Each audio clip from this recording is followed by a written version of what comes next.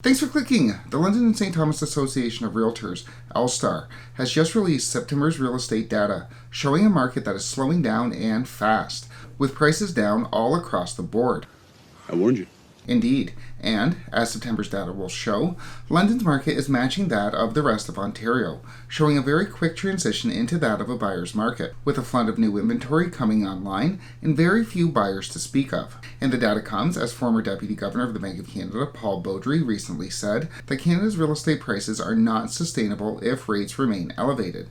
And I think, as we'll see, the data appears to be bearing that out. So what I want to do today is go over September's data, take a look at how much affordability in London has changed since before the days of free money, and then discuss some tips going into a buyer's market. How London's market plays out for the rest of the fall will be largely dependent on Canada's inflation data due out in a few weeks, and the Bank of Canada's rate decision due out shortly after that. And we'll obviously have an update out on both on this channel. Click like and subscribe if you want to get those updates, but for now, let's get into this data.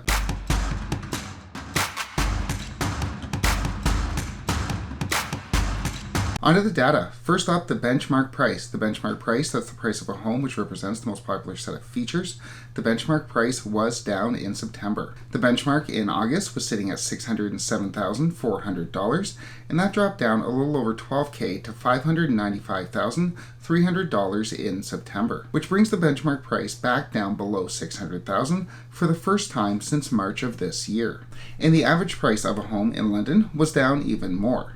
The average price in August was $643,600, and that dropped about $24,000 down to $619,945. So the average price down about $24,000, again very similar to where we were in March, and back down about $200,000 from London's peak average price of $824,000 back in February of 2022. Things are good, and it's going to stay that way.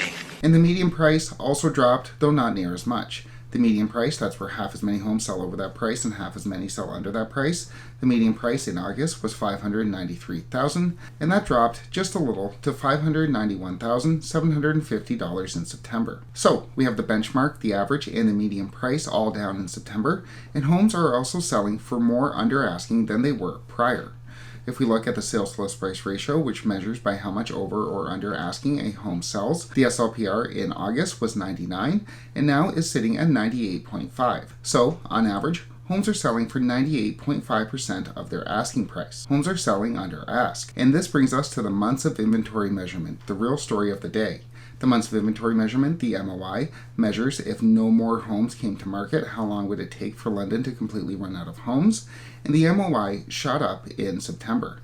The MOI in August was 3 months and is now shot right up to 3.9 months, which is the highest that it's been all year, with the next closest competitor being in January, when London had 2.9 months worth of inventory. And when we have a flood of new inventory and not as much demand, prices are going to drop. So, in summary, we have the benchmark price down about $12,000. We have the average price down close to $24,000. We have the median price down a little over $1,000. We have homes selling for more under asking, and a major flood of new inventory hitting the market. But what have all these price drops done to affordability? Have things really changed that much since before the days of the free money? As mentioned, former Bank of Canada Deputy Governor Paul Beaudry said that if long-term rates don't come down, it's going to be difficult to support current real estate valuations, meaning that home prices when money costs 1.5% aren't going to be sustainable when money costs 6%. Why? And this makes sense when we look at the affordability pre-free money and post-free money here in the London market. In February of 2020, right before the Bank of Canada lowered rates to near zero, the average price in London was $447,860. At that time, borrowers had to qualify at 4.79% or 2 points above the contract rate, whichever was higher. A decent 5-year fixed in February of 2020 was 3.34, so buyers were qualifying at 5.34%. Compare that with today, when the decent 5-year fixed is 5.89, and buyers have to qualify at 7.89. So, in February of 2020, right before the free money, the average price was $448,000, buyers were qualifying at 5.34, and had to earn $95,000 to buy that average priced home.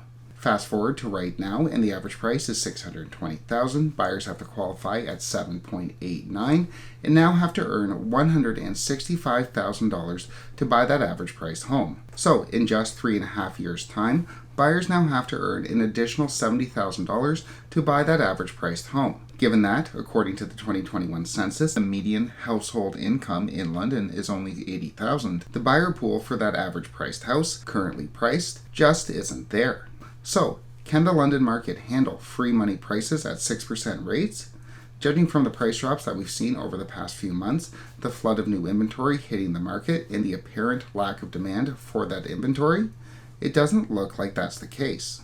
And if this is the case, if the flood of new inventory hitting the market does lead to price drops, which is looking more and more likely, then I cannot stress enough the need for a finance condition. In 2022, the last time the London market was undergoing a major correction, we heard numerous stories of distressed deals. That is, buyers having their unconditional offers accepted and then not being able to come up with financing, as the homes did not appraise for the purchase price. And when the bank doesn't think the home is worth what buyers are paying, they will refuse to fund. As such, I cannot stress enough, in a declining market, always really, but especially in a declining market, the need to have a finance condition on your offer to purchase. This will protect you in the event that the bank doesn't agree with your purchase price. If your realtor insists that you don't have a finance condition, that you go in unconditional, if your realtor doesn't want to protect your interests, then find a better realtor.